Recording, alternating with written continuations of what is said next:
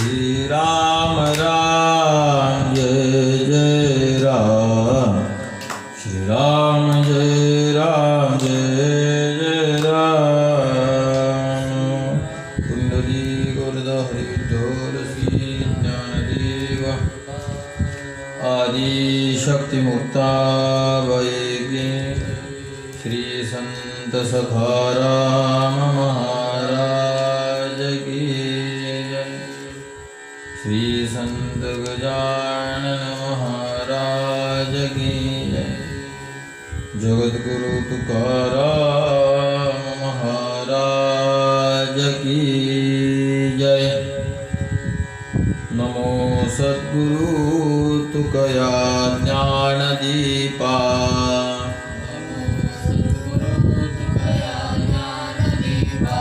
नमो सद्गुरु सच्चिदानंद रूपा,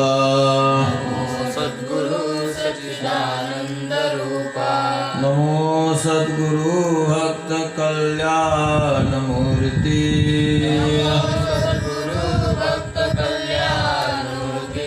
नमो सद्गुरु भास्करा पूर्ण कीर्ति,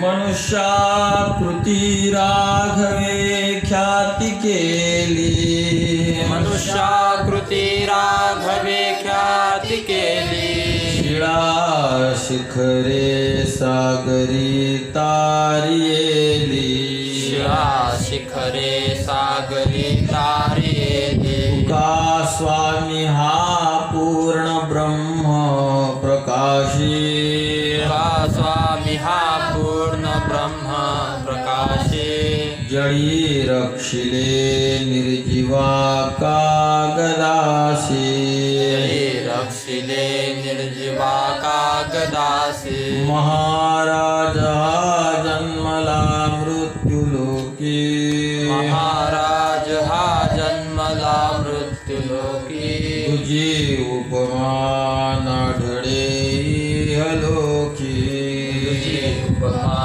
नाढळे इहलोकी। भवसिंधुसी बांधिलासे तुझेने, सिंधुसी बांधिलासे तुझेने, अनाथादिना कारणे तुकयाने, अनाथादिना कारणे तुकयाने। तुका वासला मानवी वेशधारी, तुका भासला मानवी वेशधारी, परिहालिला विग्रही निर्विकारी, परिहालिला विग्रही निर्विकारी। स्वये श्री हरि व्यापकु सर्वजीवा, स्वये श्री हरि व्यापकु सर्वजीवा। तुका तोचितो हा परब्रह्म ठेवा, तोचितो हा परब्रह्म ठेवा। जया पूजिले आदरे पांडुरंगे, जया पूजिले आदरे पांडुरंगे, विमानस्थ केले प्रयाण प्रसंगे, विमानस्थ केले प्रयाण प्रसंगे। तनु मानवी दिव्यरूपीच केली, तनु मानवी दिव्य रूपीच केली, न त्यागी तिये दिव्य लोकाशी नेली, त्यागी तिये दिव्य लोकासी नेली। श्री जगद्गुरु तुकाराम महाराज की जय।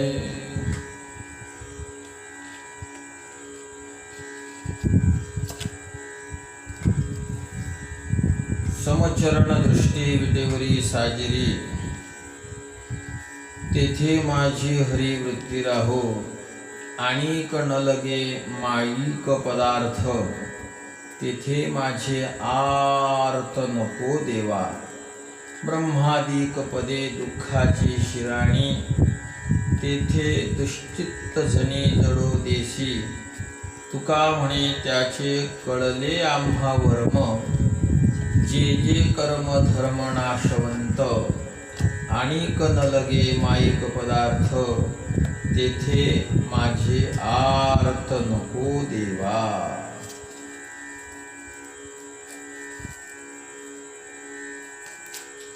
पूजनीय तुकोबाराय, प्रस्तुत या अभंगाच्या माध्यमातून उत्तम साधकाच्या भूमिकेतून अशा प्रकारे याचना करतात, मागतात, मंगल करतात असं आपण म्हटलं. काल आपण पाहिलं मंगल कशाला म्हणतात, म्हणजेच मंगलाचं लक्षण काय आहे, मंगल कशासाठी केलं जातं, मंगलात प्रकार किती आहे, प्रस्तुत अभंगामध्ये कोणतं मंगल केलेलं आहे व कोणते मंगल केलेले आहेत याचा संपूर्ण अशा प्रकारे विचार पाहिला.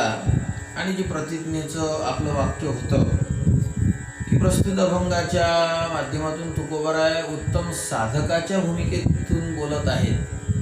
तर हे तुम्ही कसं ओळखलं, आपण याचं काल चिंतन केलं की अवस्था ही मनात राहते आणि मन हे बोलण्यातून कळते. मग अज्ञानी कसे बोलतात, अज्ञानाची भक्ती इच्छिती संपत्ती पाहिलं, अज्ञानाची पूजा, अज्ञानाचं कर्म निष्काम नसते सकाम असते. एवढी मोठी साधना केली पिप्पलादाने, सुवरचसा पुत्र दधीची पुत्र, आणि मागून काय मागितलं तर मला प्रतिशोध घ्यायचा आहे अशी याचना केली. यातून त्याची आंतरिक स्थिती कळते, म्हणजे बोलण्यावरून आंतरिक स्थिती कळते. काही युधिष्ठिराचेही प्रश्न आपण पाहिले की मेकम दैवतम लोके, भीष्माचार्यांना विचारले, तर यावरून युधिष्ठिराच्या अंतःकरणाची स्थिती अवस्था आपल्याला कळते. जर यांच्या स्थिती अंतःकरणाची अवस्था जर बोलण्यावरून कळत असेल तर तुकोबारांची कळणार नाही का? अर्थातच कळेल, कारण नियम असतो हा सगळ्यांसाठीच आहे. तुकोबारांच्या वचनावरून सुद्धा तुकोबारांची आंतरिक स्थिती अशा प्रकारे कळते. तुकोबाराय म्हणतात की देवा तेथे माझी हरी वृत्ती राहो, माझी वृत्ती त्या परमात्म्याच्या चरणा ठिकाणी राहो. यावरून सिद्ध होते की तुकोबाराय हे उत्तम साधकीय अवस्थेतून अशा प्रकारे हा अभंग लिहितात. सामान्य अवस्थेतून हा अभंग जर असता तर या ठिकाणी काही वेगळी मागणी असती.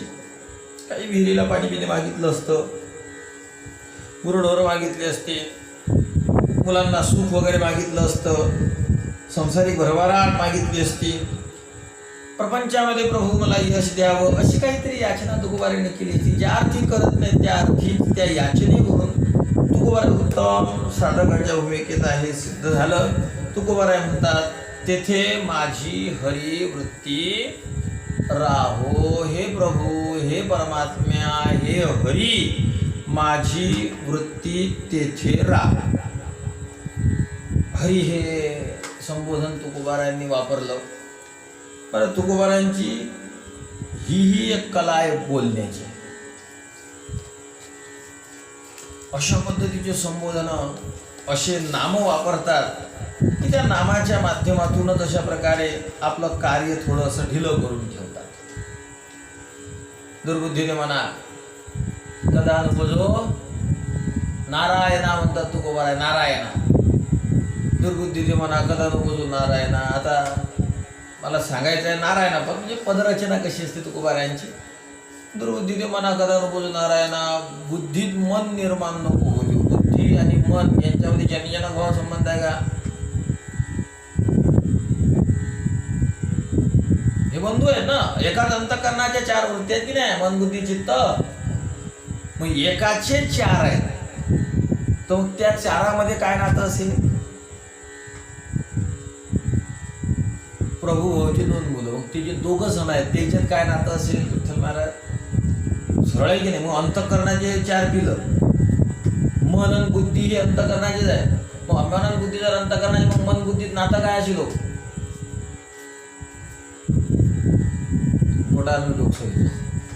मन बुद्धीत नातं काय असणार आहे? भावाभावाचं. किंवा बुद्धी जर स्त्रीलिंगी घेत असाल तर बहीण भावाचं, पण मन नपुंसक लिंगात आहे. पण असू द्या का बहीण भावाचं अशा प्रकारचं नातं आहे. मग बहीण भावाच्या पोटी जन्माला येत असते का भाऊ बहिणीच्या पोटी जन्माला येत असते? ना बहीण भावाच्या पोटी जन्माला येत, ना भाऊ बहिणीच्या पोटी जन्माला येत. मग जर कोणीच कोणाच्या पोटी जन्माला येत नाही, मग तुकाराम महाराज कसं काय म्हणतात? दुर्बुद्धीने म्हणा गदा नुपज, बुद्धीमध्ये मन नको निर्माण होऊ देऊ. तुकोबारा बुद्धीत मन निर्माण होतच नाही. मग जी गोष्ट अशक्य आहे त्या गोष्टीविषयी बोलण्याला काय अशा प्रकारे चव आहे?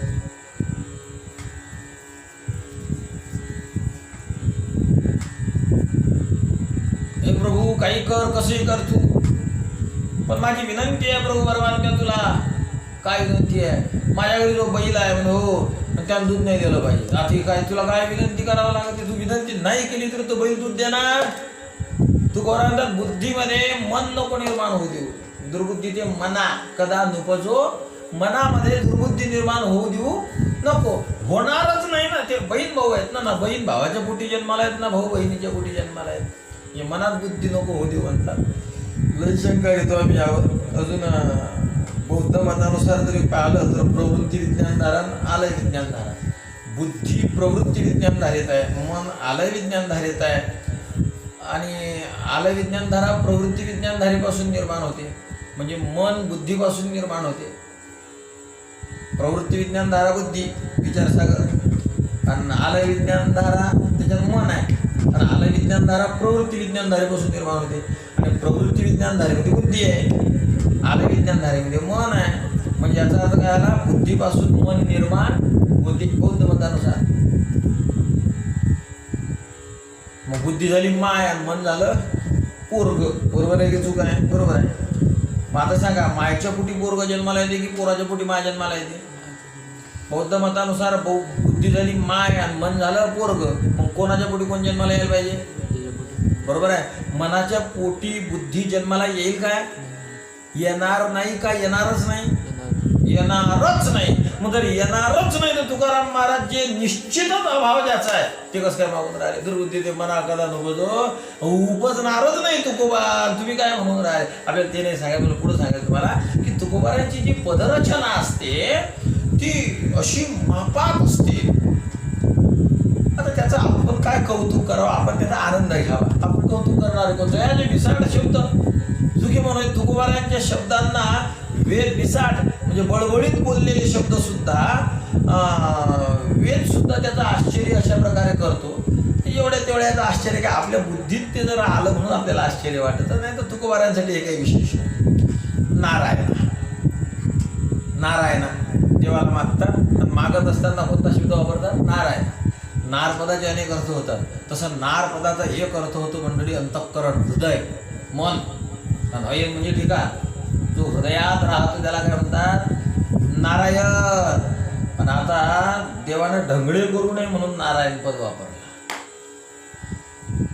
एखाद्या जर आपण म्हणलं जरा पाणी आणा हो, मी नाही आणतो. कुठे ते बाहेर जायचं, कुठं तिथं येते निभा घाली तिथून पाणी आणायचं, मी नाही आणत. पण एखादा मनुष्य जर रांजणाजवळ बसलेला आहे, रांजणाजवळ बसलेला आहे, वैष्णव बसलेला आहे, पण आपण म्हणलो वैष्णवाला जरा पाणी घ्यावं, आता नाही म्हणता येईल का?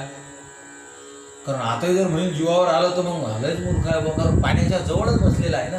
म्हणजे तुला जे काम सांगतोय मी ते बसल्या ठिकाणी करायचं सांगतो का बाहेर जायचं सांगतो? बसल्या ठिकाणी. तसं नारायणा, नार म्हणजे हृदय, हृदयात राहणार आहेस परमात्म्या तू, आणि तू बसल्या ठिकाणी काम कर. मी तुला दूर जाऊन काम नाही सांगून राहिलो. नारायणा पदातून धक्काही दिला. तसं या ठिकाणी तुकोबारांनी हरी पद वापरलं. हरणात हरी ते उच्चते. जो हरण करतो त्याला हरी म्हणतात. आणि माझी वृत्ती जी आहे ही संसारात गुंतलेली आहे, आणि ती माझी वृत्ती त्या परमात्म्याकडे तिकडं जावी म्हणजे तुला हरण करण्याचं काम करावं लागणार आहे, आणि मला ते येत नाही असं भगवंतानं म्हणू नये म्हणून तुकोबारायांनी त्याला हरी म्हटलं. जरी या ठिकाणी तुकाराम महाराजनं म्हटलं असतं अच्युत म्हणजे न हलणारा, काहीच न करणारा. भगवंतानी म्हणलं असतं भाऊ तूच तो अच्युत म्हणून राहिला, मी रिकाम धंदे कसे करणार? अच्युत न हलणारा, न चालणारा, काहीच न करणारा.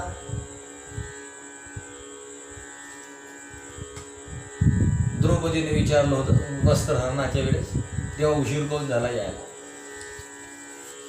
काय कुठे आली देवा, मी इतका उशीर का झाला? काय दिलं देवानं उत्तर? मी लवकर आलो होतो, तुझ्यामुळे उशीर झाला. पण माझ्यामुळे का? तू काय म्हणली कोठे गुंतला अशी?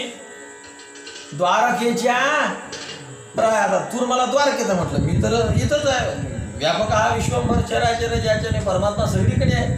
विठ्ठल सगळीकडे आहे परमात्मा. मी सगळीकडे आहे, पण तू मला द्वारकेचा म्हटली ना, मग तुझं खोटं होऊ नये म्हणून मी पहिल्यांदा द्वारकेला गेलो आणि मग आलो. कारण देव असा स्वभाव आहे ना देवाचा, जसं आपण बोलू तो त्याच पद्धतीनं करते. नामदेव महाराजांच्या पुढे त्या बादशाहानं गाय कापली.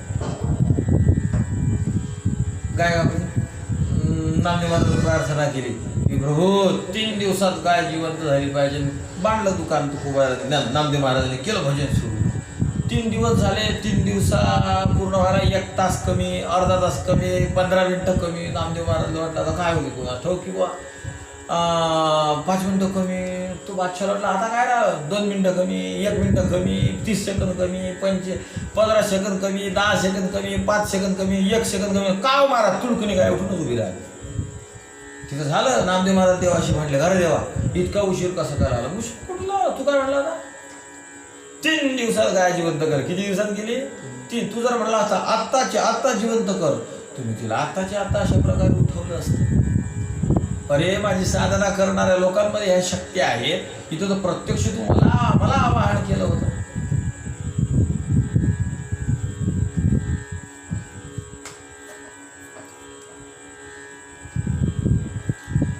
जनकाने जेव्हा सीतेचं स्वयंवर आरंभ होतं की नाही, गाय जिवंत करणं आठवलं, तर त्यावेळेस दशरथाला आमंत्रित नव्हतं केलं, अयोध्येला आमंत्रण नव्हतं.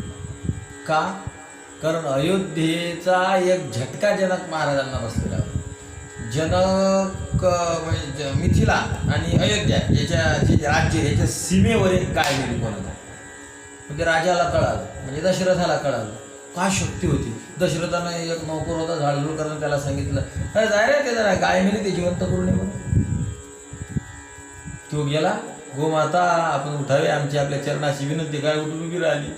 त्याला म्हटलं का गाय जिवंत जर याचा झाडणारा करते तर धनुष्यबाण तोडायला एखाद्याला दिल पाठवून. हे जाय रे जरा धनुष्यबाण हे बरं तो तोडून आला असता द्या लागलीच ती सीता एखाद्या झाडणाऱ्याच्या मागं लावून. म्हणून जनकाने आमंत्रण नव्हतं दिलं. म्हणजे गाय जिवंत करणं एक उत्तम राजाचा उत्तम सेवक सुद्धा क्षणात करतो. मग मी नामदेवा 3 दिवस लावले असते काय, पण तू म्हटला ना मला किती दिवसात जिवंत कर, 3 दिवसात. तसं जसं आपण बोलतो तसं चुकून जर तुकोबाराजाने शब्द केला असता, तेथे माझी अच्युता वृत्ती राहो. हे अच्युता माझी वृत्ती तेथे राहो, म्हणजे याचा अर्थ जेथे असेल तेथे राहो. अच्युत हालायला नाही पाहिजे ती. आता प्रपंचात आहे ही तुकोबारायांची किमया आहे. स्वभाव जागा करण्यासाठी तुकोबारायांनी ही एक हुदकणी मारली. जसं गाईच्या ओव्यातून दूध बाहेर येण्यासाठी वासरू जसं हुदकणी मारते, तसं असे नावं मारून काही वेगवेगळे विशेषण वापरून तुकोबारा अशा हुदकण्या, वरच्या चरणातही हुदकणी आहे, तशी हरी या पदातून एक हुदकणी मारली आणि जागं केलं की हे हरी, हे परमात्मा तू हरी आहेस, हरण करणं तुझं काम आहे आणि माझ्या वृत्तीचंही तू हरण करायला पाहिजे. पण जी वृत्ती असते ना, ही वृत्ती काय काम करते तुम्हाला सांगतो. वृत्ती अभिव्यंजक आहे. थोडक्यात बोलतो, वृत्ती प्रभागात वृत्तीचं काय लक्षण आहे? विषयाचा प्रकाशक असा अंतःकरण आणि अज्ञानाच्या परिणामाला वृत्ती म्हणतात. थोडंसं शास्त्रीय लक्षण तेच. विषय चैतन्याभिव्यंजको अंतःकरण ज्ञान अज्ञानयोः परिणाम विशेष वृत्ती. विषय चैतन्याचा अभिव्यंजक, विषय शब्द काढा, चैतन्याचा अभिव्यंजक, जे चैतन्याला प्रकट करते, अभिव्यंजित करते. अस्ति व्यवहारजनक अभिव्यंजक आहे अशा व्यवहाराला कारण जे असते त्याला अभिव्यंजक म्हणतात. वृत्ती चैतन्याला प्रगट करणारी. पण मग आता कसं आहे, जिथं समजा एखादा चोर आहे, सोन्याच्या दुकानात घुसला, तर तिथून तो पालकाची भाजी, काजू, बदाम, तिखट हे चोरील की नाही? चोरील की नाही चोरणार, कारण तिथं ते नाही, तिथं सोनं, तो सोनं चोरील. पण एखादा चोर भाजीपाल्याच्या दुकानात घुसला तर तिथून तो काय चोरणार आहे? भाजीपाला जोडणार आहे. तसं या वृत्तीचं गणित असं ते जिथं जाते तिथल्याला अभिव्यक्त करते, प्रकट करते. या सोपाधिक क्षेत्रामध्ये घुसली, एखाद्या जड वस्तूकडे गेली, एवढंसं चैतन्य तिथलं, तेही त्या अज्ञानाने आवृत झालेलं. त्यामुळे ते चैतन्याला अभिव्यंजक वृत्तीत आहे, ती त्याला अभिव्यक्त तर करणारच आहे. पण त्यापासून होणारं जे आउटपुट आहे, जो आनंद मिळतो, तर तो एवढा विशेष नाही ना की त्याच्या भरोशावर प्रपंच सोडून द्यावा, संसार सोडून द्यावा आणि केवळ देवदेव करत राहावं. म्हणून तेव्हा माझी वृत्ती जिथं जाईल तिथं तर ती अभिव्यक्तच करणार आहे चैतन्याला. कारण वृत्तीचं कामच काय आहे, जिथं जाईल तिथल्याला काय करायचं, प्रकाशित करायचं. 2 खोल्या 1 लाईट, 2 खोल्या 1 लाईट. लाईट वृत्ती, 2 खोल्या 1 प्रपंच आणि 1 परमार्थ. एका बरोबर जर लाईट लावली एका खोलीत, त्या खोलीत मी येतो वरून जर अभ्यास करायचा ह्यो केला. म्हणजे भाटारखान्याची खोली होती, म्हणजे मुळेल पासा तुटेल दाते, कसे झुकणे पडेल, हे पडेल, सगळा एंड्रिंगचे डबे, विषय सगळं शेतीचं पडेल. एक खोली एकदम भारी, आणि तो गेला त्या गटारा खोलीत ते लावून दिलं. इथं कसं काय लावलं, तो म्हणे इथं कसं काय लावलं म्हणजे काय ते दिसत नाही काय, लाईट का तिथं उजेड देत नाही. कारण लाईट उजेड देणारच आहे, प्रकाश पडणारच आहे. पण तिथं लाईट लावून फायदा काय, तो चांगल्या खोलीत लाव, त्या प्रगटीकरणाने होणारा आनंद फायदा जास्त आहे. तसं वृत्ती हे लाईट आहे, प्रपंचात लावला तर ज्या विषयाला वृत्ती विषय करणार आहे, तद उपहित तद अधिष्ठित चैतन्याला प्रकाशित करणं तर तिचं कामच आहे. म्हणजे एवढ्या प्रकाशनाने होऊन काय राहिलं. खरंच म्हणला होता माझ्या पोरीच्या लग्नाला मदत करील, आपण शब्द सोडत नाही, तू बिंदास्ते. 8 दिवसावर लग्न आलं, आता सामान भरायचं आहे, पंक्तीचं कर मग आज मदत. अरे तू मुलं मित्र आहे आपला, खिशाला घरला घेतला 1 रुपया घे. शब्द आपण पाळला, काय पाळला शब्द आपण, पोरीच्या लग्नाला काय करणार आहे, मदत. किती रुपयाची गेली राम महाराज मदत, 1 रुपयाची. मग त्याला मदत म्हणतात काय, बरं मदत केली नाही काय, केली पण त्याला मदत नाही म्हणत, ते नाही म्हणण्यात जमा आहे. त्याच्यापेक्षा करू नको. त्यानं तो 1 रुपया घेतला म्हणे तुझ्याच मस्तकाला चिटकवतो, देऊन टाकला त्यानं बाबा. तशी वृत्ती जर प्रपंचात गेली, वृत्ती या विषयाला विषय करते, त्या विषयाधिष्ठित चैतन्याला प्रकाशित. ज्ञान होणं म्हणजे काय विषयाचं थोडी ज्ञान होते, चैतन्याचं अभिव्यक्त होत असते. ते झालं पण एवढा आनंद, त्याला काय किंमत आहे. तुकोबारांना कळालं, या विषयांना विषय केल्यावर तेवढा आनंद होतो. त्याच्यासाठी थोडी जीवन जाळायचं वा त्याच्यासाठी थोडी आपल्याला जन्म मिळालेला आहे. म्हणून देवा माझी वृत्ती तिकडं नको राहू देऊ, तेथे माझी हरिवृत्ती राहो. कुठं राहो तुकोबाराय, तेथे राहो. तेथे म्हणजे कोठे राहो, तेथे आणि येथे. आपण जिथं आहोत त्याला म्हणतात येथे, पण इथून पासून पुढे आहे त्याला काय म्हणतात, तेथे. आता आपण कुठं बसलोय, येथे. आणि आपली गोमाता कुठं बांधलेली आहे, तेथे. आपण कुठं बसलो, येथे. त्या गोमातेचा चारा कुठं आहे, तेथे. तसं तुकोबारा आधी कुठं होते, प्रपंचात. मग प्रपंच झाला येथे. आता येथे वृत्ती आहे, पण माझी वृत्ती येथे नको ठेवू, तेथे माझी हरिवृत्ती राहो. तेथे म्हणजे हे सर्व नाव आहे तुकोबा. नेमकं स्पष्ट करणार होता, तेथे म्हणजे कोठे, त्याचं स्पष्टीकरण आमचे तुकोबाराय करतात. समजराण दृष्टी विटेवरी साजिरी तेथे. मग आतापर्यंत कुठं होती व वृत्ती, येथे प्रपंचामध्ये होती, पण माझी वृत्ती तू तेथे ठेव. समचरण दृष्टी विटेवरी साजिरी. विटेवर असणारा हा जो असा साजिरा म्हणजे सुंदर. मला वाटतं पुढे 14वा अभंग आहे, सुंदर ती ध्यान उभी विटेवरी. तर तिथं आपण सुंदर पदाचं चिंतन करण्याचा प्रयत्न करू. इथं बरेचसे पद आहेत चिंतनाला, त्या संबंधामध्ये पाहूया.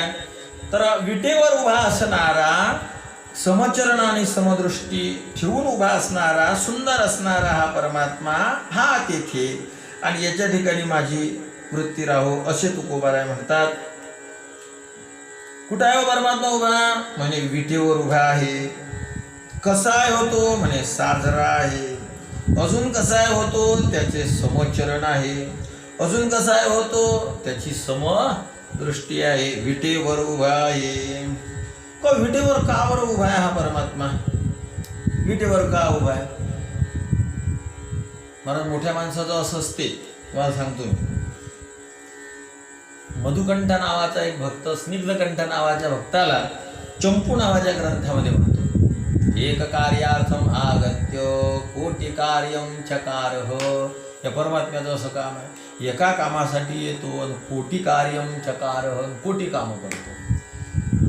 याला एक मराठीतली म्हण सांगू काय प्रसिद्ध, तुम्ही ऐकून आहात का? एका दगडात, हा परमात्मा एका दगडात दोन नाही, एका दगडात लाखो पक्षी मारते.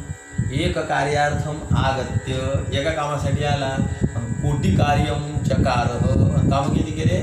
कोट्यावधी कामं केले. पंढरपुरामध्ये खरं सांगू तुम्हाला कशासाठी आला होता? खरं सांगू का तुम्हाला? खरं काहीच नाही सांगता येणार, हे खरं आहे.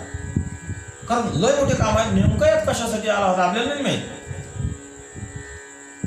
कारण साधू संतांनी काय केलं, आपल्याला जे कारण माहित आहे ते असं आहे, रुक्मिणी माता रुसल्या दिंडोरगडामध्ये आल्या आणि हा कोणाला मनवण्यासाठी आला होता? रुक्मिणीला. असं वाटतं रुक्मिणीला मनवण्यासाठी आला. एक कार्यार्थम आगत्य आणि कोटी कार्यम चकारः. पण आपण जर पाहिलं तर आपल्या साधू संतांनी ना आपल्या पोटावर असं आर ओढून गेले. आर ओढून गेला म्हणजे पंढरपुरात पांडुरंग येण्याचं श्रेय आपल्या माणसाला देऊन टाकेलं आहे वारकरी. धन्यवाद बिन्यवाद देऊन मोठे समारंभ, सोहळे बिळे, पुष्पगुच्छ, फुलं, हार पुंडलिकाच्या गळ्यात टाकून दिल्यात वारकरी. की पुंडलिकामुळे आपल्याला पांडुरंग पाहायला मिळाला आणि झालं की त्याला भारतरत्न पद्मरत्न काही देऊन मोकळे आहे. माझा नेमका कशामुळे यायला हे पांडुरंगाला विचारावं. नावा म्हणे दृष्टी लागले पाझनी, हा पांडुरंग आम्हाला दिसला बुवा नजरेनं. नामदेव महाराज म्हणतात, मग नामदेव महाराज या अभंगात थँक्स म्हणतात. थँक्स कोणाला म्हणतात? थँक्स धन्य पुंडलिकाचेनी जोडले सुख. पुंडलिकाचेनी तृतीय विभक्ती, पुंडलिकाने आम्हाला हे सुख जोडून दिलं. धन्य, धन्य म्हणजे धन्यवाद किंवा पुंडलिक धन्य किंवा धन्यवाद देतात तुकोबाराय. म्हणजे पांडुरंग कोणामुळे आला हे कोण म्हणून राहिलं? पण वारकरी. आणि हे जर त्या तृप्तीलेच आहे का?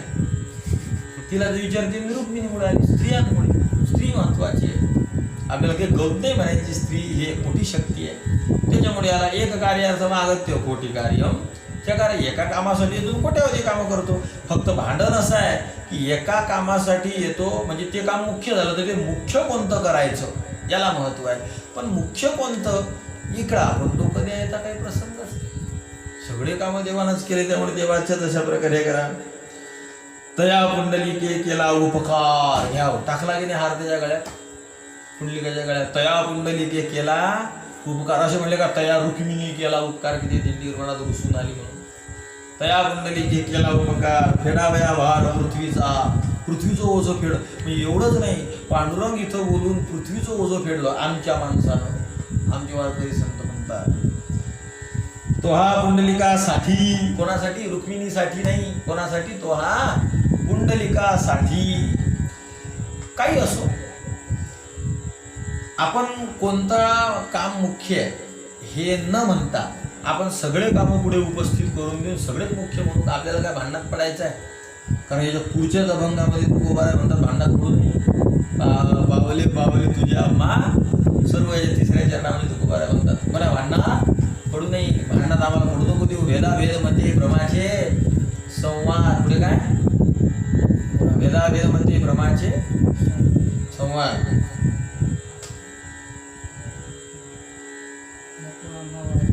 हा नको आम्हा वाद. जर आम्हाला या भांडणात नको पाडू बा तू, असे म्हणणारे तुकोबाराय. तर असो, काही कारण असो, रुक्मिणीसाठी आले म्हणा, पुंडलिकासाठी आले म्हणा. का एक कारण हे आहे विटेवरी. कारण ते वीट काही सामान्य वीट नाही, किंवा वीट होती तिच्यावर उभे राहिले नाही. पांडुरंगाने त्या विटेलाही वरदान दिलेलं होतं की मी तुझा उद्धार करीन. म्हणजे विटेसाठी परमात्मा आले असं आपल्याला म्हणता येईल.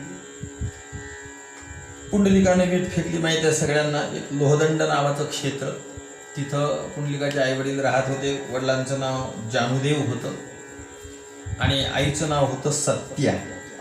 ब्राह्मण कुटुंब होतं.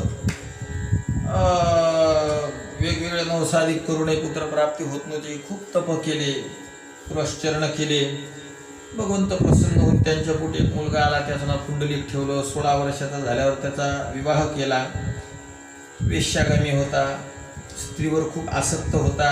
आईशी बोलत असताना थेरडे आणि रांड या शब्दाशिवाय बोलतच नव्हता. वर्णन करतात संत मंडळी. हे रांडे इकडे, हे थेरडे इकडे. बाप दिसला घे मेल नाही का अजून, अशीच भाषा, मेल नाही अजून, तू मेल्याशिवाय आमचं बरंच होत नाही, मर ना लवकर, काय लय झाला आता वय, असं वर्णन आहे ते. तू मेल्याशिवाय आमचं बरं होणार नाही, अशी पुंडलिकाचे कोणासाठी शब्द आहे, आई बापासाठी. आणि चालू होतं असं. आई वडील आता गुन्हे पोटात घालून राहत होते, चालू होतं. पण त्यांना कळालं आपण हे सहन तर करून राहिलो, पण कशासाठी. तुम्ही म्हणा इतके कुठाने करण्यापेक्षा त्याने पंढरपूरला जायला होतं की नाही परमार्थ करायला. का गणेश महाराज काऊन नसतील गेले ते सांगा बरं, काऊन नसतील गेले. हा मार हा हुशार शाबासकी द्यायला. तेव्हा पंढरपूर कुठं होतं, आता पंढरपूर होणार आहे. पंढरपूर व्हायच्या म्हणजे पंढरपुराला महत्व यायच्या, पंढरपूर रूपात महत्व यायच्या आधीची गोष्ट चालू आहे आपली. सरक्यावर ठेवून राहिला, पण हे कसं सारखं सांगितलं ना. तर किती दिवस राहावं. काशीला जाणारे, आता त्या काळात दिंड्या कोणत्या जात, मग काशीला जाणारी दिंडी होती. पोराला विचारलं की बाळा दिंडी आली रे काशीची, काशीला जाणारी, जावं का बरं आम्ही. त्याला आनंद वाटला की बाम चालली, डोकं झालेच पाहिजे, परमार्थ आहे, बसा आहे, बरं आहे, जा मरा, आणि दिलं काढून आई गोष्टी. ती गेली निघून. आता ब्राह्मणच होता, शिकेल सवरेल होता, कुठंतरी परमार्थाची भावना होतीच, किंवा एन्जॉय वृत्तीनं म्हणा. बायकोला म्हणे का आपल्याला पूर पैसा आलेला आहे, ते घरी बसून बसून बोर होतं, चल फिरायला म्हणून जाऊ काशीला, थोडासा परमार्थ पुण्यही होते. ती म्हणली त्यात तिला काय घेतले, चला ठीक आहे. घेतले 2 काठेवाडी बढिया घोडे विकत पुंडलिका. एका घोड्यावर महाराणीन हातीचा दास, 2 जण घोड्यावर बसले. आता ते दिंडी जी होती पहिली पैदल गेलेली, आता हे घोड्याला ती दिंडी पकडली आहे ना काशीच्या. तशी बरेच वेळा मग जिथं राहत धर्मशाळेत राहत, पण आई वडील एका कोपऱ्याला पडलेले थैल्या घेऊन. पुंडलिकन त्याची बायको महाराणीसारखे स्वतःचा तंबू टाकून वेगळे राहत, आई वडिलाकडे लक्ष न देणं. काशी जवळजवळ आली आणि एक कुक्कुट नावाचे ऋषी होते, त्यांचा आश्रम. त्याच्या समोरच एक धर्मशाळा होती. त्या धर्मशाळेमध्ये आई वडील राहिले, ही राहिले. ते कुक्कुट ऋषी बाहेर उभे दिसले. गेला पुंडलिक, जेहरी का काशी इथून किती दूर आहे. यानं ऐकलं होते की 1-2 मैलावर 4-5 मैलावर काशी आलेली आहे. म्हणजे काशी किती दूर आहे. कुक्कुट म्हणले मला नाही लेख सांगताय का काशी किती दूर आहे. म्हणजे गंगा किती दूर आहे. म्हणतात व इकडे, पण आपण काही अजून पाहिली नाही. त्याला भागीरथी गंगाही पाहिलेली नव्हती, काशीही पाहिलेली नव्हती, त्याला अंदाजही नव्हता किती दूर आहे. आता जे पुंडलिक होता तो तर सगळ्या परीक्षा पासच होईल होता. त्यानं लगेच सुरुवात केली, अक्कल आहे का, काशीच्या जवळ दर्शनाला गेला नाही, ह्यो मोठा ब्रह्मज्ञान पाजायला लागला. आणि जे शहाणे असतात, मोठे माणसं असतात, ते भांडणात पडत. भांडणाला दोघही जण जर सारखे शब्दाला शब्द देत असतील तर दोघही बदमाश. शहाणा मनुष्य, मोठा मनुष्य हा भांडणामध्ये त्या पद्धतीने उतरत नसते. एखादा मूर्ख जर त्या पद्धतीने बोलत असेल. पुंडलिक शिव्या देऊन राहिला, बोलून राहिला. कुक्कुट महर्षी म्हणले झालं बोल तुमचं. तिकडे आईनं आवाज द्याला आतून, बाळा कुक्कुटा. कुक्कुट महर्षी लगेच आत गेले आईच्या सेवे. काय तळ हातावरच हातपाय वडला आईच्या आईचे घेऊन असं निघून गेले. त्याला वाटलं हे कसं साधू आहे किंवा एवढा आश्रम टाकून बसलं, काशी माहीत नाही. आला रात्री बसलेला आहे. रात्री 2-2:30 वाजले. पुंडलिकाला कुठं झोप येते विषयी का मी मनुष्य उशिरा झोपणारा. असं उठून पाहते तर 3 बाया आल्या, कळ्या कळ्या कळ्या कळ्या कुट्ट अशा प्रकारच्या. कुक्कुटाच्या याच्यापुढं झाडं एक म्हणतात झाडत होती, एक सडा शिंपत होती आणि एक सारवत होती. काही विशिष्ट वटा असेल तो सारवल्या जात असेल, आणि वट्याच्या पुढचा भाग असेल तिथं सडा शिंपल्या जात असेल, आणि झाडावं तर सगळंच लागते वटापरानं खालचा भाग. यानं पाहिल्या त्या काळ्या आल्या. हा भिला, त्याला वाटलं एक पिशाचिनी आहे आणि साधूच्या आश्रमात घुसून राहिला. नाही रे, हा तसाच बदमाश आहे. कारण जवळ काशी आहे की नाही, जवळ गंगा आहे. हा दर्शनाला जात नाही, स्नानाला जात नाही, हा त्याच लायकीचा आहे. आता साधू गेला, हा तिथल्या तिथंच याचं धोतर व्हायला लागलं. तर मग त्या बाया सडा शिंपायला लागल्या, काळ्या कुट्ट दिसणाऱ्या हळूहळू चमकायला लागल्या, एवढ्या दैदिप्यमान दिसायला लागल्या. चंद्र सूर्याला लपो आणि यांचा प्रकाश. गेला, शरण गेला, पाया पडला. आणि विचारायला लागला, कोण आहात देव्यांनो तुम्ही? त्यांनी सांगितलं, मी गंगा, ही यमुना आणि ही सरस्वती आहे. इथं कशासाठी आहे? कुक्कुटाची सेवा करण्यासाठी. ज्ञाता जैसा बृहस्पती पूर्ण, की एक मुखाचा चतुरानन, ज्याचे प्रातःकाळी करिता स्मरण महाविघ्न दुरी हो. तैसा हा कुक्कुट. त्या देव्या म्हणतात, जसा एक मुखाचा ब्रह्मदेव म्हणजे बृहस्पती आहे. सकाळी सकाळी जर बृहस्पतीचं नाव घेतलं दररोज उठता बरोबर, तर महाविघ्न दुरी होय. महाविघ्न सुद्धा दूर जाते. आणि नीट आहे का, आता खराब जर स्वप्न पडलं, दुःस्वप्न पडलं, तर सकाळी उठता बरोबर बृहस्पती महाराजांना नमस्कार करा, बृहस्पती महाराजांचा जय जयकार करा. तुमचं जे दुःस्वप्न पडलेलं आहे त्याचं फळ खराब भेटत नाही, तुम्हाला चांगलं फळ प्राप्त. दुःस्वप्नाचं रूपांतर सुस्वप्नात होते. ज्याप्रमाणे एक मुखाचा ब्रह्मदेव म्हणजे बृहस्पती आहे, तसा पृथ्वीवरचा प्रत्यक्ष मारतंड सेवा सूर्य म्हणजे कुक्कुट आहे. त्याच्या सेवेने आम्ही परमपवित्र होतो. आणि दररोजचा आमचा अभिक्रम आहे. आणि शुद्ध होऊन अशा प्रकारे आम्ही जात असतो. काय करते तू असा? तुम्ही का बरं त्याच्यावर एवढे प्रसन्न आहात? तो काही नाही करत, फक्त आई वडिलांची सेवा करतो. खरंच कुणास ठाऊक काय एखाद्या अगदी जर कर्म असेल एखाद्याचं, आणि या गंगा यमुना सरस्वतीच्या दर्शनाने पुंडलिकाचं अंतःकरण पवित्र झालं. आणि थरथर थरथर थरथर ओठ कापायला लागले, अंग कंपायमान झालं, चरणावर नतमस्तक झाला आणि म्हणू लागला, माझ्याकडून खूप अशा प्रकारचे पाप घडले. नद्या उपदेश करू लागल्या, तू आईवडिलांची सेवा केलेली नाही, पण आईवडिलांच्या सेवेचं इतकं महत् पुण्य आहे. पृथ्वी प्रदक्षिणा 3 परियसी, 2 प्रदक्षिणा वाराणसीशी, 2 लक्ष प्रदक्षिणा वाराणसीशी, 1 नमस्कार मातेशी तुके पुण्य होय पै. आईला 1 नमस्कार करण्याचं पुण्य काय आहे? पृथ्वी प्रदक्षिणा 3 परियसी, पूर्ण पृथ्वीला किती प्रदक्षिणा केल्या? 3. 2 लक्ष प्रदक्षिणा वाराणसीशी. वाराणसी म्हणजे काय? काशी. काशीला किती प्रदक्षिणा केल्या? 2 लाख प्रदक्षिणा केल्यावर जे पुण्य प्राप्त होते. 1 नमस्कार मातेशी इथुके पुण्य होय पै. 1 नमस्कार जर आईला केला तर एवढं अशा प्रकारे पुण्य प्राप्त होत असते. हे ऐकून तर पुंडलिकाला खूपच अधिक अशा प्रकारे खराब वाटायला लागलं, की मी काय केलं? माझ्या आईवडिलांना किती त्रास दिला. जो मातेशी आपले निंदी, नद्या सांगतात पुंडलिकाला, जो मातेशी आपले निंदी, ज्याची जन्मोजन्मी भरे व्याधी, पिता निंदी तो त्रिशुद्धी, पिशाची होय दुरात्मा. व्याधी, जो आईची निंदा करतो त्याला जन्मोजन्मी आजार होतात. जो वडिलांची निंदा करतो तो नक्की पिशाच होतो. तो जन्मोजन्मी अपयशी, यश कधीच नये त्याशी. जो आईची निंदा करतो, जो आईला त्रास देतो, जन्मोजन्मी अपयशी, तो जन्मोजन्मीचा अपयशी असतो. यश कधीच नये त्याशी, त्याला जीवनात कधीच यश प्राप्त होत नाही. तो होईल अल्पायुषी, जो मात्या पित्या दुःख दे. जो आईवडिलांना दुःख देते त्याचं आयुष्य अल्प असते, तो लवकरात लवकर मरते, असा त्याचा अर्थ. पुंडलिकाला एकदम खराब अशा प्रकारे वाटलेला आहे. आणि पुंडलिकाने त्यांना प्रायश्चित्त विचारलं. ते म्हणले, प्रायश्चित्त तुझे आई वडील आहेत का? तो म्हणे, आहेत, माझ्या सोबतच आहेत. सोबत आहेत म्हणजे ती त्यांच्या व्यवस्थेने, मी माझ्या पद्धतीने आहे. लवकर आई वडिलांना शरण जा, त्यांची मनोभावे सेवा कर, आम्ही तुला आशीर्वाद देतो. प्रत्यक्ष जगन्नायक परमात्मा तुझ्या भेटीला येईल. नद्यांच्या आशीर्वादाने परमात्म्याला यावं लागलं. ही एक कारण आहे. त्यामुळे असं नाही की नुसतं रुक्मिणीच्या समाधानासाठी झाला होता. सेवा करू लागला. सगळ्यांना माहीत असलेली कथा आहे.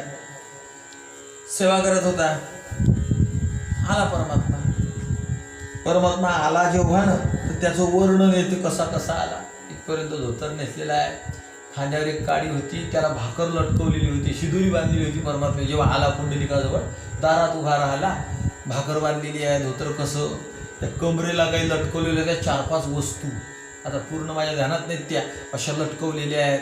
कसा अवतार दिसत असेल पा. काडी होती ना, काडी त्याच्या हातात, ती 2 पायात लटकवली होती. परमात्म्याने अशी 2 पायात घातली आणि ती अशी अंगठ्याने दाबून उभा राहिला. आणि खांद्यावर एका काडीला भाकर अशा प्रकारची लटकवलेली आहे. अशा अवस्था, कारण त्या गाई गोपाळ सगळं घेऊन आलता ना तो, त्यामुळे त्याच अवतारात होता असं. तर असा हा परमात्मा येऊन पुंडलिकाच्या समोर येऊन उभा राहिला. आई वडिलांची सेवा करत होता. जवळ एक वीट होती, ती वीट घेतली आणि त्यानं पांडुरंगाला फेकली. तेच आसन राववे याच्यावर. विटेवरी समचरण दृष्टी विटेवरी साजिरी. ती वीट कोण होती, काय आहे त्या विटेचा इतिहास? त्या विटेचा इतिहास असा आहे मंडळी. वृत्रासूर, त्याचं टोपण नाव आहे पिंगाक्ष. त्याचे डोळे पिंगडे होते आणि त्याला 3 शिरं होती. 3 अशा प्रकारची मुंडके होते आणि असा तो एका मुखाने वेदाध्ययन करत होता. 3 मुख होते ना, एका मुखाने पिंगाक्ष राक्षस काय म्हणायचा वृत्रासूर, वेद अंगणाधिपतयंगणाबादे असं वेदाचं हे सुरू. आणि दुसऱ्या मुखाने गायन, भगवंताची स्तुती सुरू. तिसऱ्या मुखाने मंत्र जप करत होता, राम राम राम राम राम राम राम. कोणता असेल त्याचा सकाम. 3 मुखानं 3 अशा प्रकारचे कामं सुरू होते. आणि हा लागला तप करायला 3 मुखानं. इंद्राला आलं टेन्शन. काही असलं की इंद्राला टेन्शन येत असते.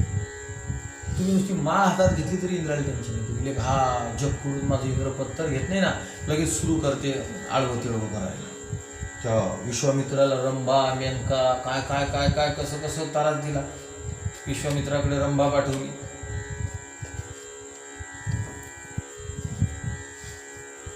एक जण तप करत होता. मला काय कासरी तप करू आला म्हणे, मग इंद्र बोलत असतो म्हणून. मग इंद्र बोलते म्हणून तू मुळासाठी तप काय नाही ना म्हणे. आता ते लग्न होऊन नाही लोकांचे, आता मी 5 वर्ष झाले म्हणजे लग्नच होईना म्हणे. तो इंद्र म्हणतात मग त्या रंभा बिंबा पाठवत म्हणजे लग्न करून टाकू बा, तू पद काही नको आम्हाला. रंभा आली तर बस शुभ मंगल. तर इंद्र काय करत, इंद्र मग तो कोण्या पद्धतीनं मोडील असं काही सांगता येत नाही. पण आता जर इंद्राला एखाद्याचं तप मोडायचं असलं तर काही रंभा बिंबा नाही पाठवावं लागत. फक्त तप करून राहिला तिथं, फक्त कांद्याचे भजे तळायला लागला तरी खूप झालं. इंद्रानं फक्त कढई घेऊन तेल टाका आणि त्यात भजे टाका, सनकणी वास आला की तप गायब. एकादशीच्या दिवशी तर कोणातरी गाडीतून तिथे शेवाची भाकीत पडली. राम म्हणतो काय रे एकादश आहे रे आज, नाही हवाया घेतलं नसतं. असे आम्ही उपवास आहे, मनात आलं तरी सुद्धा उपवासाचं पुण्य प्राप्त होत नाही ना. आणि महाराज काय कुणाष्टाक झालं या वारकरी संप्रदायामध्ये. असा उद्धारक म्हणण्यापेक्षा तसे आहेत मोठे मोठे माणसं, पण त्या उपवासाचा खरा प्रचार का होत नाही याचं आश्चर्यच वाटते. पंढरपूर सारखं क्षेत्र, एकादशी सारखं महान व्रत, धन साबुदाण्याच्या खिचड्या शिजतात, राम राम राम राम. एकही नाही कोणाच्या अजून कसं काय मनात नाही येऊन राहिले की तुम्ही देवाला असं पागल समजून राहिले लोक, असं वाटून राहिलं. म्हणजे कुसा गरम करून देवाला डाव द्यावा लागेल तेव्हा देवाची अक्कल ठिकाणावर येईल असं लोक समजतात. म्हणजे देवाला बुद्धीचा पत्ताच नाही असं समजतात. पण वास्तव तर असं आहे, चतुरा तो शिरोमणी गुण लावण्याची खाली. दशमीच्या दिवशी मी एकादशा अशा टंग लिहिला होता. बरं एकादश आहे, तू कशी करतो नेमकी एकादश? उद्यासाठी मी साबुदाणा भिजत घातलेला आहे आज, तरी आजपासून एकादश आहे म्हणून राहिला. देवाची इच्छा बा कसं चालू आहे काही कळत नाही आपल्याला. हे एक आश्चर्यच आहे बरं. किंवा कलीचा हा थोडा महिमाच आहे की असं वारकरी संप्रदायात या एकादशीच्या दिवशी इतकं भयंकर फराळ करतात हे लोक, तर त्याची निंदा का नाही होऊन राहिली या संप्रदायात, हे आश्चर्य. काय सांगत होतो मी? इंद्राला टेन्शन येते. कोण माळ जरी हातात घेतली तरी इंद्राला काय येते? या वृत्रासुराचं इंद्राला टेन्शन आलं. हात आपण नुसती माळ घेतो दोरी तुटीत, त्याचं तर एका तोंडानं वेदाचं अध्ययन चालू, दुसऱ्या मुखाने गायन सुरू, भगवंताची स्तुती सुरू, तिसऱ्या मुखाने मंत्राचा जप सुरू, राम राम राम राम राम राम किंवा जो कोणता असेल तो जप त्याचा सुरू आहे. त्याला वाटलं हात खूप वेगानं आपलं पद घेईल. एक भिल्ल समाजाचा माणूस होता. इंद्राने त्या भिल्लाला सांगितलं की जा म्हणे त्या वृत्रासुराला मारून ये. वृत्रासुर म्हणतील का तुझ्यासारखे जिथं कमी पडतात इंद्रा तिथं मी कसा काय मारू शकेल? इंद्र म्हणला नाही तसं नाही, त्याचं मरण तुझ्याच हातून आहे. मी वाटला आहे काय बाबा माझा अशी नाही ज्योतिष समजते. तो आला आणि एकाच दणक्यात त्या वृत्रासुराचे तीनही अशा प्रकारचे मुंडके त्या भिल्लानं उडवले. म्हणे अरे दुर्जना, मी बैसलो अनुष्ठाना, विश्वासघात केला म्हणिना, ब्रह्महत्या पडली तुझ्यावरी. अरे इंद्रा, मी अनुष्ठान करत होतो आणि या अनुष्ठानात तुम्हाला मारलं. नक्कीच अशा प्रकारे तुला ब्रह्महत्या लागेल. मूर्खा, तू वीट होऊनी, शाप वृत्रासुराचा, मूर्खा तू वीट होऊनी पडे रे दिंडीरवणी. मग प्राण गेले तत्क्षणी वृत्रासुराचे जानपा. इंद्र शोक करी अपार. मग विष्णूने दिधला वर, मी तुझा करीन उद्धार, दिंडीर वना माझी. वृत्रासुराने शाप दिला की तू वीट होऊन पडशील. इंद्र रडायला लागला, आपल्याला वीट व्हावं लागेल म्हणून. तेवढ्यात भगवान विष्णू प्रकट झाले आणि आशीर्वाद दिला की तू टेन्शन नको घेऊ, मी तुझा वीट झाल्यावरही त्या जन्मामध्ये दिंडीर वनामध्ये तुझा मी उद्धार करील. तीच वीट सुंदरी, जी इंद्रवीट झालता ना, तीच वीट सुंदरी होती पुंडलिकाचे द्वारी. ती जी वीट होती तीच पुंडलिकाच्या दारात पडलेली होती.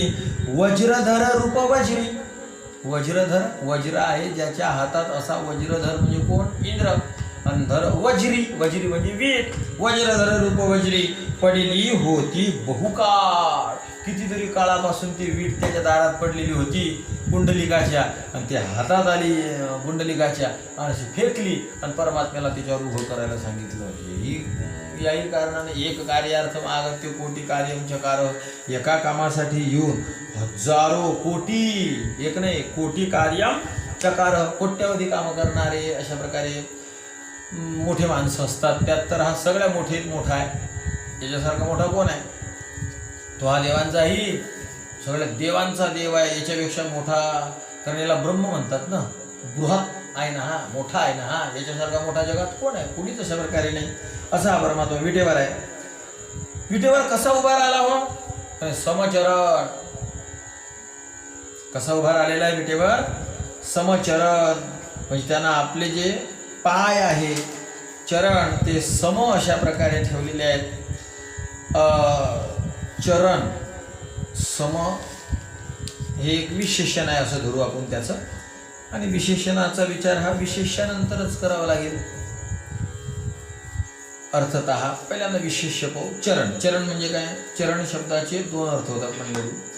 संतांच्या संबंधात जर चरण शब्दाचा वापर केला तर तेथे त्याचा अर्थ होते वाणी, आणि देवाच्या संबंधात चरण शब्दाचा अर्थ घेतला तर तेथे त्याचा अर्थ होतो स्वरूप. उत्तमः पुरुषस्य स्वरूपम हि चरण शब्देन मन्यते. वाणी. संत चरण रज लागता सहज, वासनेचे बीज जळून जाय. संताची ये पायी हा माझा विश्वास. संताची पायी हा माझा विश्वास. संताच्या पायावर माझा विश्वास आहे. म्हणजे संताचे पाय आहेत आणि ते मग काळे आहेत, गोरे आहेत, जसे असतील तसे. आणि माझा विश्वास आहे की ते जसेचे तसेच राहणार आहेत, ते सरड्यासारखे कलर बदलवणार नाही. असा होतो कधी अर्थ. संतांचे पायी विश्वास आहे म्हणजे संतांच्या वचनावर माझा विश्वास आहे. संताच्या रज असा धक्का लागला नुसता संताच्या शब्दाचा आपल्याला, तरी तो एवढासा शब्द धक्का सुद्धा कल्याण अशा प्रकारे करतो. तुम्हाला आठवते काय? मला वाटतं घोटबिन लाल ब्रह्मज्ञानी हाते किंवा सकळ मंगळनिधी या अभंगाचं चिंतन करत असताना आपण इतर एक उदाहरण दिलं होतं. एक शिष्य गुरुजीकडे राहायचा, संतांची वाणी रज, आणि त्याला लोक मंत्र घ्यावा. मग कोणतरी सांगितलं की बाबा एकांतात गुरु पाहत असतात, एकांतात जर गुरुजी असतील तरच मंत्र विचारावा. तुपाय त्या गुरुजीजवळ कायम लोक. मग त्यानं पाहिलं एकदा गुरुजी गेले तरी कोणीच नाही समजत. गेला गुरुजीच्या पुढे जाऊन म्हणतो, गुरुजी उपदेश द्या. तो गावबाज होता ना, गुरुजी उपदेश द्या म्हणे. गुरुजी ना चल खळाव द्या. असं चल घेतली माळण केला जप सुरू. आश्रमात गुरुजीने माहिती नाही येडाय गुरुजी कशाला आश्रमात म्हणणार त्याला कार्य येड्यान कार्य मूर्खान कशाला आला असं काहीच नाही. मधुकरीची पाळी त्याचीच होती. गेला आता ते येळकोट होतं मी तुम्हाला सांगितलं. एका घरात मधुकरी होती, तिथलं पोरगं मेलं. एकुलतं एक पोरगं, 50 एकर जमीन, पोरगी नाही पोरगं नाही, एकच पोरगं होतं आणि ती मेलं. पण हा जाऊन त्या ठिकाणी अशा प्रकारे उभा राहिला आणि ते लोकांना कुठं चालले, मधुकरी चालले. कोणा घरी मधुकरी, इथंच काय म्हणे लोकांना काय एका पोरगं मेलं तुला त्या मधुकरीची पडली काय. नाही ते पोरगं मेलं शिन, आता आम्हाला काय त्याचं कोण मधुकरीशी जर म्हणलं मेलं तर मेलं. दोघांना इतका निर्मोही महात्मा आहेस का तू, तुझ्या शक्ती आहे का याला जिवंत करण्याची. आपल्याच काहीची नाही शक्ती, गुरुजीच्या मंत्रात आहे. आपण तर सामान्य माणसं आहे, गुरुजीच्या मंत्रात असेल शक्ती. म्हणजे कर बरं याला उठून उभा, तो निश्चय काय त्याला काय लागणार. त्याच्या काळात माळ ती 97 म्हणायची. म्हणजे बाकी तुटेल तर ठिकाणावर कुठे काम होतं. घेतली माळ हातात आणि त्याच्या अंगावर फिरायच्या वाट फळा व्हायच्या. ते मुर्दा उठूनच उभा राहिला ना. रज रज संतांच्या वाणीचा धक्का लागला फक्त, पण तो हिशोबात लागेल होता का धक्का. तू उभा राहिला पुरीच्या घरी, रज वाणीचा धक्का. जेवण खावण मग कसं, जसे माणसं पाहिले तशा वृत्त्या होतात माणसाच्या. बदमाश पाहिले की असा जो न्यूट्रल माणूस असते की नाही, त्याचा रिवर्सही पडेल नाही गेरही नाही, मग तो ज्याच्यात जाते तसा होत राहतो. बदमाशात गेला तर बदमाशासारखा, चांगल्यात गेला तर चांगल्यासारखा. तर तुकोबारांचे जावई असे जरा न्यूट्रल असतील. तुकाराम महाराज गेले तिथं, जेवण खावण केलं आणि ते तुकाराम लोक पाहायला यायला लागले. त्याला वा आपले सासरे साधू आहे. आता लोक गेला पाहायला लागला, म्हणे मामा सासरे बाबा म्हणे काय काहीतरी उपदेश करा, गीता वाचत जा. तर ती वाचता येते का नाही येत ना, त्यानं विचारलं ना, महाराजांनी सांगितलं तो ठीक आहे. गेला आहे का केली दुसऱ्या दिवशी सुरू. बामण आला होता पंचांग सांगायला गावामध्ये. याचं सुरू उधुर्मुधुर मुधुशाखम मुसुद्धुम राहुरगम. तर बामणाला वाटलं का हे कोणता वेद आहे दुसरं. तो गेला, महाराज काय वाचत राहिले तुम्ही, काय चालू आहे. मुसुद्धुम राव, अरे ते चुकीचं वाचून राहा. असं हे चुकीचं आहे काय केलं बघ. चुकीचं वाचल्यानं पाप होती, एवढं काय त्याला कळत थोडी नव्हतं, एवढं कळतच होतं. झालं ते बामणाला वाटलं बा बरं झालं काय येडाचं. बामण दिवस ज्या घरी जाईन त्या घरी त्याची टीम करेल. भाई आहे तो तुकाराम महाराज उदूर मुदूर म्हणे, उदूर मुदूर म्हणे. झालं सगळं. रात्री बामण गेला घरी, होऊन पांडुरंग आले स्वप्नातून, जो ठोकला की नाही बामण. जाय त्याला मान म्हणा, जशी जमीन तशी गीता वाच. मी तुम्हाला सांगितलं ते न्यूट्रल गाडी होती, ज्याच्यात गेलं तसं ते किती सहज. काय आला बामण सकाळी, ओ हो म्हणे काय वाचत जा, हो म्हणे बाबा गीता वाचत जा. म्हणे मला वाचता येते म्हणे, चुकीची वाचत जा. काय बी मी नाही वाचत. अरे तू नाही वाचलेल्या का, काल हाणलं देवाना आज खूनच करते मला.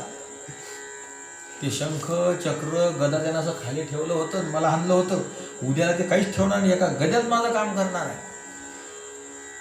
जेव्हा ते तुम्हाला म्हणाला म्हणे हो असं म्हणे, हो मग वाचशील तू नाही ते वाचतं कुठं. पण ते तुम्ही तर म्हणता चुकीचे पाप लागते. मग तुम्हाला जर देवानं मारत मग मलाही मारीन बा चुकीची वाचल्यानं.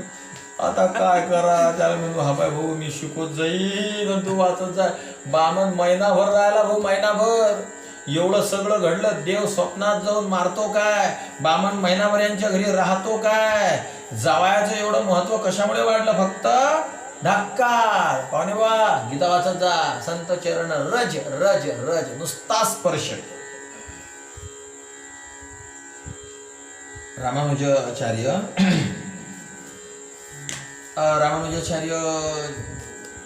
शेषाचा अवतार मानले जातात.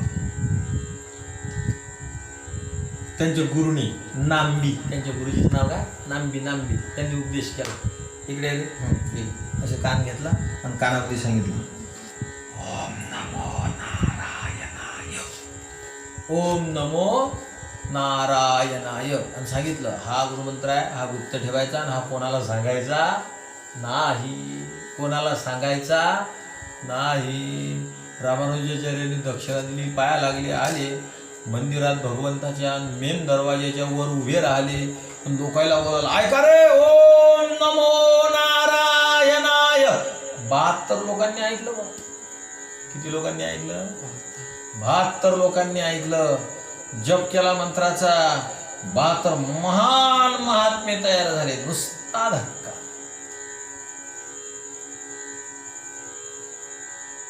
साधू बोध झाला. तो नुरोनिया धक्का लागला नुसत्या साधूच्या वचनाचा. काना वचनाची भेटी सरिसाची. संत वचनाचा फक्त स्पर्श झाला तर परिस्पर्श. रामानुजाचार्यांचे अजून एक गुरुजी होते, त्यांचं नाव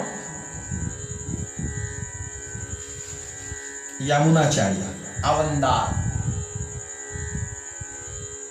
हे तर शब्दही नाही वापरला त्यांनी, नुसती खून केली होती. आणि सांगितलं मरत असताना शेवटच्या अवस्थेत की रामानुजाला बोलवणार ना, जरा मला त्याच्याशी बोलायचं आहे. घरी गेले, बोलायला रामानुजाचार्य श्रीरंगमला गेले. आता काय करावं, इथं तर रामानुजाचार्य नाही. मग गेला, जीव गेला गुरुजींचा निघून. आले रामानुजाचार्य, पाहतात गुरुजी. का हो काय म्हणे, आम्ही तुमच्या बोलायला गेलो, तुम्ही नव्हते बुवा. काळ का कोणासाठी थांबतो, आले देवाची जमाना, तिथे कोणाचे चाले ना, गेले महाराज निघून. आता कसं होईल कुणास ठाऊक, आम्हाला माहीत नाही. आणि तुम्हाला काहीतरी गुरुजींना सांगायचं होतं. रामानुजाचार्य असं पाहतात, अशी बोट होती तिथल्या बोट. समजलं म्हणे, समजलं. मी वचन देतो तुम्हाला, मी तुमच्या आज्ञेचं पालन करील. चटकीने बोट असेल.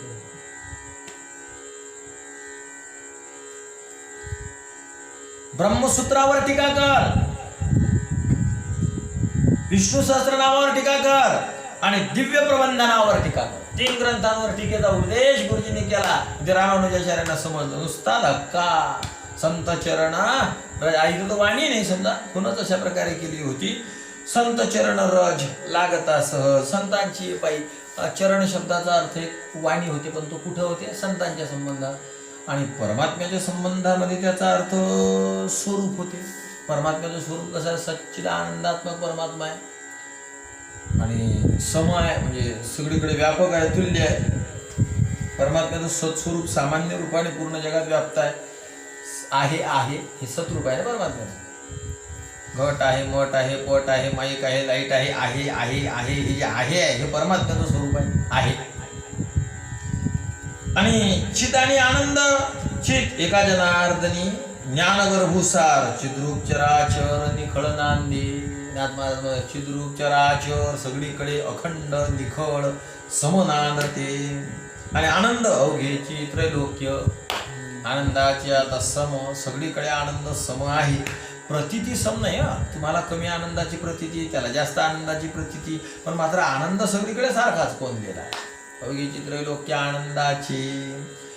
समचरण म्हणजे परमात्म्याचं सच्चिदानंद हे जे स्वरूप आहे, हे सगळीकडे सम अशा स्वरूपामध्ये व्याप्त आहे, असा अर्थ. आणि हेच समपद आता पुढे वापरा. पुढे वापरलं ते पद तर होते समदृष्टी. परमात्म्याची दृष्टी कशी आहे, सम आहे. का दृष्टी म्हणजे काय, दृष्टी म्हणजे ज्ञान. म्हणजे परमात्म्याची दृष्टी सम आहे, म्हणजे परमात्माचं ज्ञान सम आहे का, असा अर्थही घ्यायला अडचण नाही. पण आपण नाही घेऊ शकत. का, कारण समचरण म्हणण्यामध्ये ज्ञान सम आहे हा अर्थ त्यात आलेलाच आहे आपोआप. त्यामुळे तो अर्थ वेगळा घ्यावा लागणार नाही.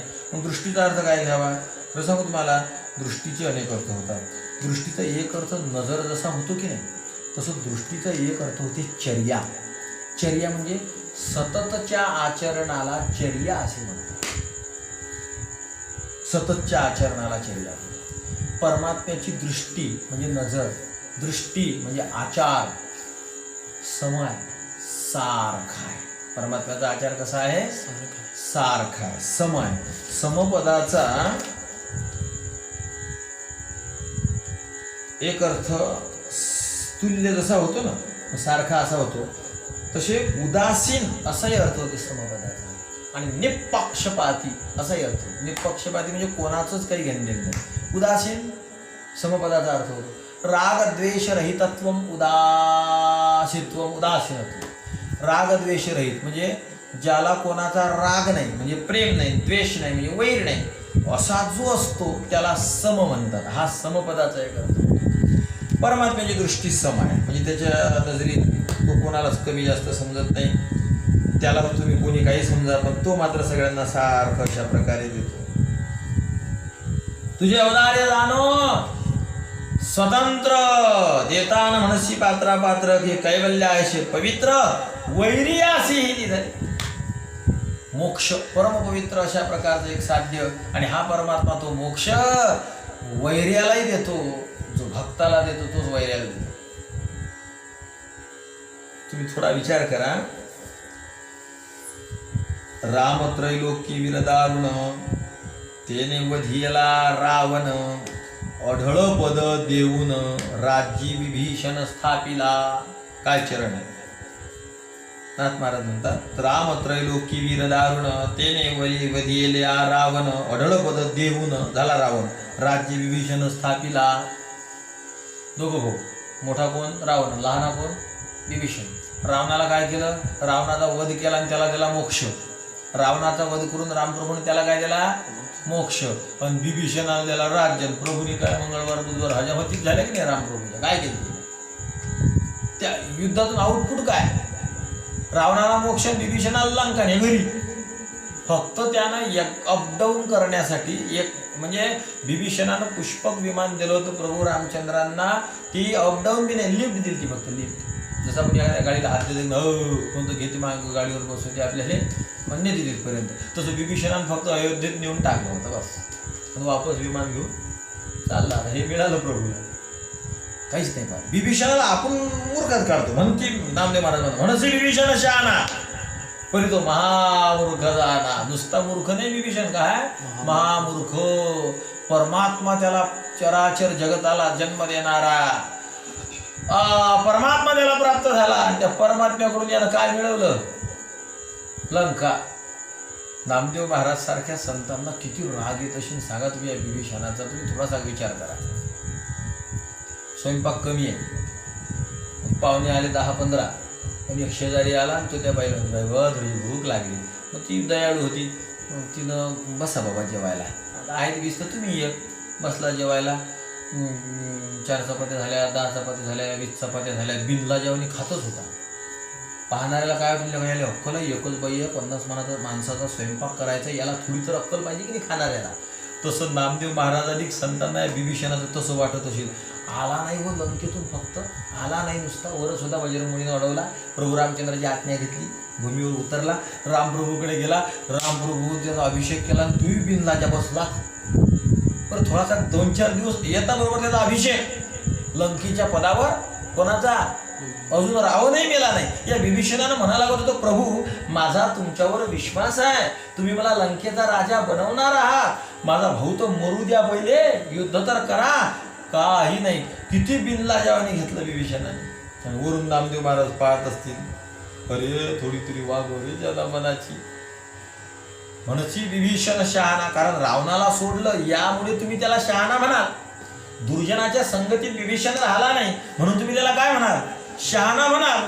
पण दुर्जनाच्या संगतीत न राहता देवाच्या संगतीत गेला, पण तिथं गेल्यावर जर हा राज्य मागत असेल वा न मागलेलं गपचूप घेत असेल तर महामूर्ख जाना.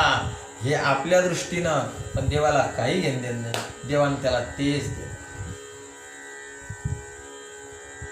अन्यायन हराविति व्यपगत द्वारार्गला दानवा समदृष्टी रक्षी कृष्ण इति प्रमत्तमविद क्रीडासुरक्तासुरा साक्षी व्यक्ती सभक्ति नित्य वणतव्राताश्च चिन्तोज्झिताः के विश्वंभरण त्वदंघ्रियुगले विश्रंबिताभिजिरे.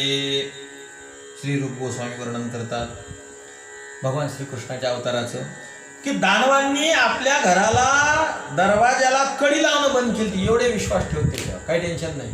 कोण, दानव दरवाजा लावत नव्हते, पण चांगले दानव.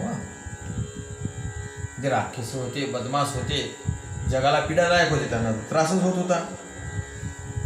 कृष्ण आपला रक्षक आहे म्हणून सगळे देव बिनधास्त सृष्टीमध्ये फिरत होते. आणि हा परमात्मा अंतर्यामी असल्यामुळे भक्ताचं अंतःकरण जाणतो, म्हणून भक्तगण निश्चित होते. भगवंताचा अवतार झाला त्याला भक्तगण निश्चित, देव निश्चित, दानव सुद्धा निश्चित. सगळीकडे समदृष्टी असल्यामुळे हे सगळे निश्चिंत राहू शकले, नाहीतर राहू शकत नव्हते. नाथ महाराज म्हणतात, सुरांचा कैवारी की असुरांचा वैरी. सुरांचा कैवारी की असुरांचा वैरी, ऐसे न म्हणीच राम राऊ. राम प्रभूना स्वतःला सुराचा कैवारी आणि असुराचा वैरी समजत नाही. सगळ्यांना सारखं समजतो. वैर्यांचा बंधू विभीषण आप्तू. वैर्याचा बंधू आहे विभीषण, तो देवाला आप्त झाला. एका जनार्दनी समभाव, समदृष्टी परमात्म्याची सगळीकडे आहे, सगळ्यांना सारखं असं पाहते. काय त्या शबरीचं होतं महाराज, पण स्वीकारलंच की नाही या परमात्म्याने केलं. समदृष्टी सगळीकडे, कोण्या जातीचा असो, कोण्या पातीचा असो, कोण्या पंथाचा असो, कोणी असो, सगळीकडे समदृष्टी टाकणारा परमात्मा आहे. समचरण आहे, समदृष्टी आहे, विटेवर साजिरीन तेथे माझी हरी तुकोपर्यंत वृत्ती राहो, माझी त्या ठिकाणी वृत्ती राहो. तुकाराम महाराज, संसाराकडे वृत्ती का नसावी हो, काय अडचण आहे तुम्हाला? तू करून नको नको बाबा, अनेक न लगे माईक पदार्थ तेथे माझी अर्थ नको देवा. अर्थ शब्दाचा अर्थ दे उत्कट इच्छा, आणि अनेक न लगे, अनेक नाही पाहिजेत. म्हणजे कोणते आहेत मग तुमच्याजवळ आधी? तर लय लावता येतील मग, पण ते संवादी आहेत, उपयोगी आहेत परमार्थाला, म्हणून ते असू द्या बा, दुसरे नसो. कोणते कोणते घेसाल मग? परमार्थ करत असताना गुरु कामात पडतात की नाही? मग ते गुरु माईक असले तरी पाहिजे. परमार्थ करत असताना हा देह कामात पडतो की नाही? नाही तर मग हा रोगाचा भांडारा म्हणून द्या, आत्महत्या करून टाकायची नाही. तो देह माईक असला तरी पाहिजे. ग्रंथ मार्गदर्शक म्हणून ग्रंथ, ग्रंथांचं अध्ययन तुकोबारायांनी तर भागवताचे 1000 पारायणे केले होते. तर ग्रंथ जरी माईक असले तरी परमार्थाला उपोद्बलक आहेत, मदतकार आहेत म्हणून पाहिजे. भोजन तर करावं लागेल का नाही? सवीचा विषय नाही, पण शरीर सांभाळायला म्हणून भोजन माईक जरी असलं तरी परमार्थाला मदत करणार आहे म्हणून ते असू द्या पाहिजे. परमार्थ करत असताना झोप महत्वाची, झोप महत्वाची म्हणतो, टाळ महत्वाचे आहेत की नाही? टाळ माईक आहेत की नाही? कासव पितळ का चैतन्यापासून निर्माण झालं की मायेचं कार्य आहे. हा, टाळ माईक असला तरी पाहिजे, विना माईक असला तरी पाहिजे, चिपडी माईक असली तरी पाहिजे, मृदंग माईक असला तरी सुद्धा पाहिजे. हा माईक असला तरी सुद्धा पाहिजे. परमार्थाला मदत करणाऱ्या वस्तू जरी माईक असल्या तरी त्या पाहिजे, पण त्या सोडून ज्या अनेक न लगे माईक पदार्थ तेथे माझे अर्थ नको देवा. हा, भगवंताच्या लक्षात आलं की तुकाराम महाराजचा जरा रॉंग नंबर लागेल दिसते. कारण शुकाचार्यांचा रॉंग नंबर लागला होता असं रंभेला वाटलं. शुकाचार्याच्या पुढे ती नाचायला लागली, इंद्राने पाठवली. शुकाचार्यांवर असरच होत नव्हता. मग ती सांगायला लागली, मी एवढी सुंदर स्त्री, तू एवढा तरुण, माझ्याकडे का आकर्षित होत नाही? शुकाचार्य म्हणले, काय ते काय आग्रह, सगळं एकच मटेरियल आहे. ते म्हणले, अरे अरे अरे, तुझा रॉंग नंबर लागला, तुला ते मटेरियल सारखं वाटून राहिलं आहे ना, ते आम्हाला मुळग्यात बिडग्यात नसते होत, तुला वाटून राहिलं सगळं. इथलं मटेरियल तसं नाही, पोट फाळलं, या सुगंध दरवडायला लागला. असं आहे. आता आलं लक्षात, तुम्हाला पत्नी म्हणून का स्वीकारत नाही? तुला असं वाटलं ह्या ज्या हाडा मासाच्या घाणेरड्या स्त्री आहेत तशा आहेत की आम्ही? नाही, असं आहे आम्ही. शुकाचार्य म्हणले, बाबो अशा आहात तुम्ही? आहे तर काही आनंदाची गोष्ट आहे. पण त्या अप्सरेला वाटलं जमलं आता काम. ते मला जर माहीत असतं तुझं पोट एवढं चांगला, मी तुझ्याच पोटात येऊन राहिलो असतो. अप्सरेचे सगळे मंत्र फेल गेले, झाली गेली. अप्सरेला पहिल्यांदा वाटलं की मंत्र फेल गेला, तसं पांडुरंगाला वाटलेले पहिला मंत्र फेल गेला. आणि न लगे म्हणजे तुकाराम महाराजला असं वाटत असे, हे घरदार, हे बिल्डिंग, वावरण, शेत, ते नाही. तुकोबा, मी तुम्हाला मोठे मोठे पद देऊ शकतो का? तुम्हाला इंद्र बनवू शकतो, तुम्हाला ब्रह्मदेव बनवू शकतो. किंवा समज एकच ब्रह्मदेव एकच इंद्र असते, ते कसं का देव बनवू शकते? काय बनवू शकते? लहान मुलं खेळून राहिले, कागदाचे नाव करेल, एका नावीसाठी भांडण झालं, पोरगं रडायला लागले, मला पाहिजे. आई ते दुसरा कागद घेते, दुसरी नाव करून देते. आईला काय कठीण आहे का नाव करणं? तसं जर तुम्ही इच्छा केली मला इंद्र व्हायला पाहिजे, पण जर एक इंद्र असेल तर देव दुसरं ब्रह्मांड तयार करेन, दुसरं स्वर्ग, आणि त्यातला तुम्हाला इंद्र करेन. देवाजवळ काय कमी?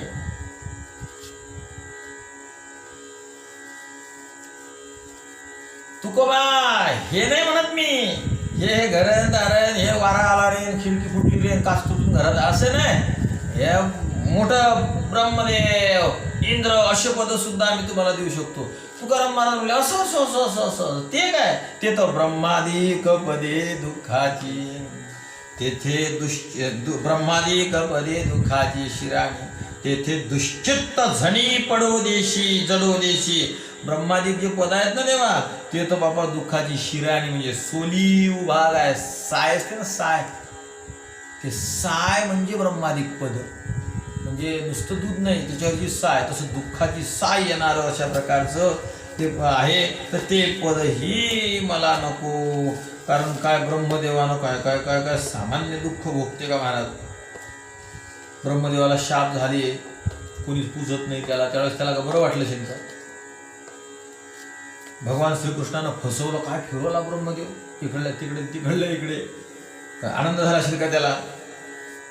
अहंकार अशा प्रकारे ब्रह्मदेवाला झाला, त्यालाही निवृत्त की मीच ब्रह्मांडाचा, तो म्हणतात ना गुरुवरे रवतो वर्णन करत असतात की तो अर्ज घेऊन गेला भगवान विष्णू म्हणजे की मला सुट्टी पाहिजे, कारण तो लय फुगीर होता. आपल्याला काय पाहिजे, सुट्टी पाहिजे. तर भगवान विष्णू असं वरही नाही पाहिलं, पाच झाली म्हणून बसलेला ब्रह्मदेव. आता दुसरी कथा सांगतो.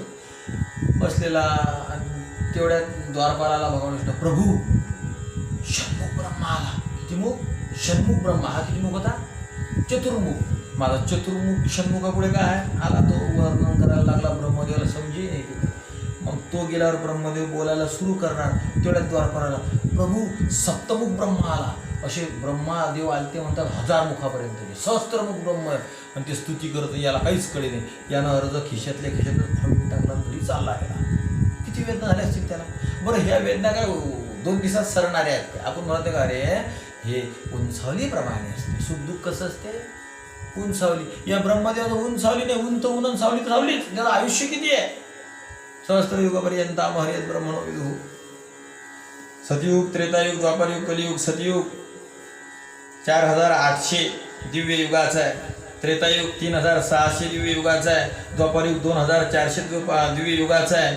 आणि कलियुग 1200 दिव्य युगाचा आहे. आपल्या मानवीय वर्षानुसार कलियुग 4032 वर्षाचा आहे. द्वापरयुग 8064 वर्षाचा आहे. त्रेतायुग 12,96,000 वर्षाचा आहे. आणि सतयुग 17,28,000 वर्षाचा आहे. सगळ्या युगाचे वर्ष होतात 43,20,000 वर्ष. एक महायुग.